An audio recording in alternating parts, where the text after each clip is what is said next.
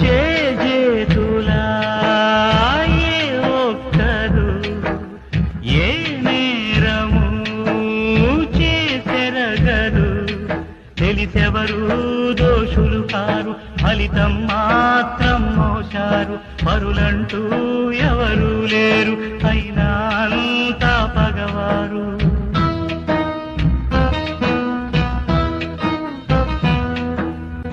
బంధాలే సంకెళ్ళు వేయగా బ్రతుకంతా చెరసాలలాగా మారగా, పసివాడు ఏమిటో ఆపైవాడు తను చేసిన బొమ్మలతో తలపడతాడు.